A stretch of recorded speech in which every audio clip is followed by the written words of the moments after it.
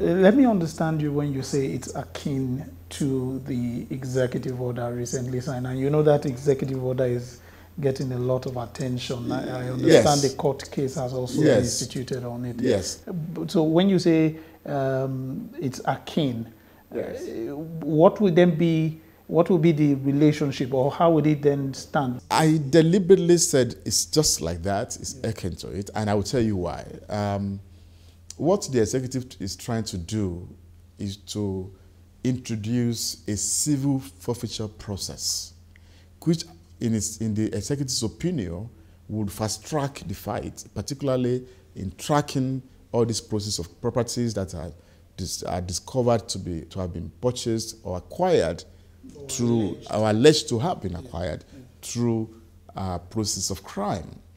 And what we intend to do with the process of crime bill is the same thing, with the exception that the process of crime is wider than the executive order.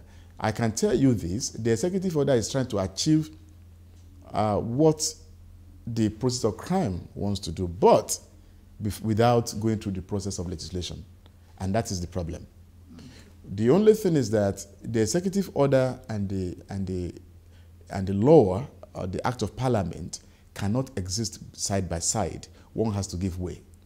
So once this is signed into law by the president, automatically by the operation of law, the executive order will be extinguished. It will cease to exist.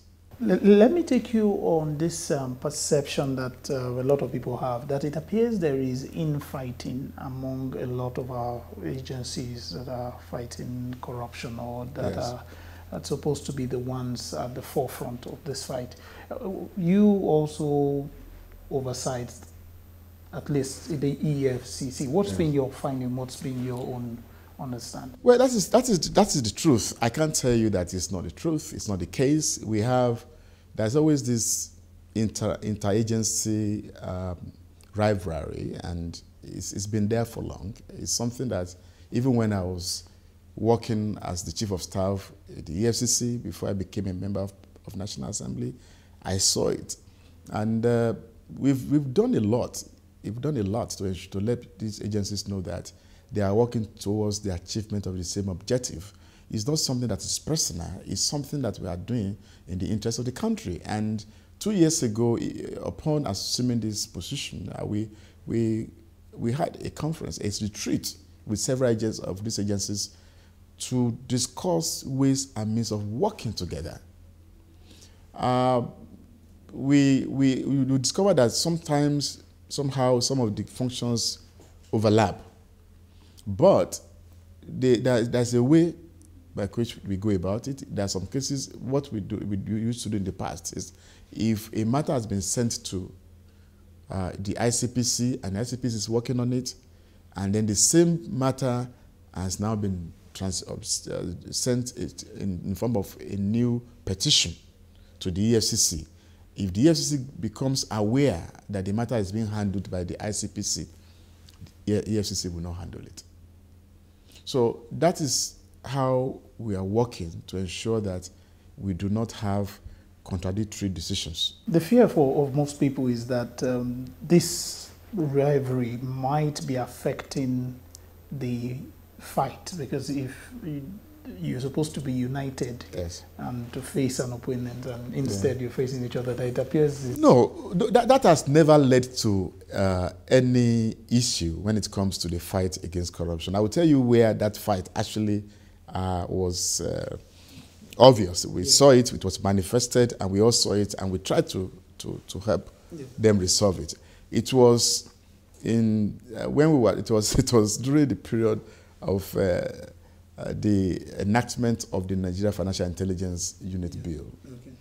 The EFCC wanted the NFIU to be domiciled within the commission, and ICPC and other agencies like DSS, they all felt that EFCC would be monopolizing that unit, as they used to do according to them in the past, that EFCC would not share information with them, and that is the reason why EFCC is always above others in terms of activities because they have access to information that other agencies do not have access to.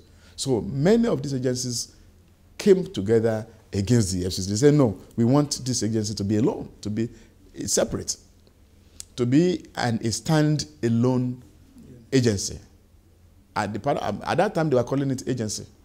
And during the 7th Assembly, an attempt was made to do that. There was a public hearing, and everybody came. And that was why you will see Nigeria Financial Intelligence Center Bill, Nigeria Financial Intelligence Agency Bill, because they wanted it to be a separate agency. They felt that making it a unit would also mean that it could be domiciled within the EFCC. So they felt that let's make it an agency. Now let's see how you can domicile an agency within another agency.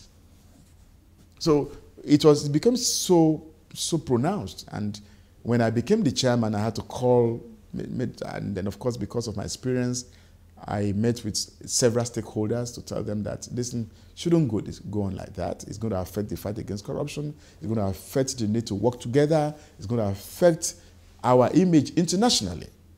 And of course, if you look at the international best practice, it is NFIU, Nigeria Financial Intelligence, sorry, it is FIU that is called. It is Egmont Group of Financial Intelligence Units. So why do we have to call it agency? Okay. So we resolved that anyway with the passage of FIU bill. Okay. Now act. But you think in other aspects they're working along fine? In other aspects, particularly under this administration, we have not been having that series of intelligence rivalry and that could lead to breakdown of things. I think to a very great extent, they've been working together. Except for the point where we had that face-off over the arrest of the former boss of the DS. Yes. Well, you know, sometimes that could be, maybe they will say it's order from above. I don't know, but okay, let's leave that for now. Yes. When one role which you outlined when we started is that when this fight against corruption, it has to be a united one from the executive to the legislature with the judiciary. There's been this perception, and I think it's one that has been shared by the president, that it appears the judiciary is not on speed. I don't know what your own perception is. Well, I have said it over and over and over again that the fight against corruption cannot succeed without the cooperation of the judiciary, because everything that we are talking about, the buck stops at their desk. Even if there is an investigation and the investigation reveals widespread corruption, financial crimes being committed, people who still have to be arraigned before the courts. Even under the civil official process, it's the courts that will decide whether a person will forfeit his property to government. But we cannot do without them. So far, the judiciary has come under very serious fire in Nigeria, particularly on the issue of corruption, and that many of the judges are compromised. Of course, they are human beings, and there are many of these accusations or allegations have weight. Many of them are credible, and I know that the judiciary is also working hard to ensure that bad eggs within it are taken out and benched. Having said that, I want to say that it is not all the judges that are corrupt. Even before this administration, the judiciary took the fight against corruption very seriously, and I will tell you why. In fairness to them, there was what they called practice direction even before the advent of this administration. The CJN came with practice directions. And what does that mean?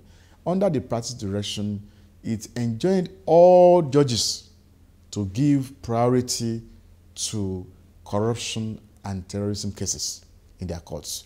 That they should not allow unnecessary delays. They should not allow unwarranted adjournments. And also, they should not allow stay of action, particularly when somebody says that is appealing. So all of these are things that the judiciary is also put in place to ensure that they join the fight against corruption. So, what do you have to say regarding some of the issues raised there? Is it that corruption is losing the battle? Write in and let us know your thoughts, and let's take your contributions. Anyway, this is where we will call it a day on the program. Thank you for staying with us. I'm Lanre Lasisi. Take care.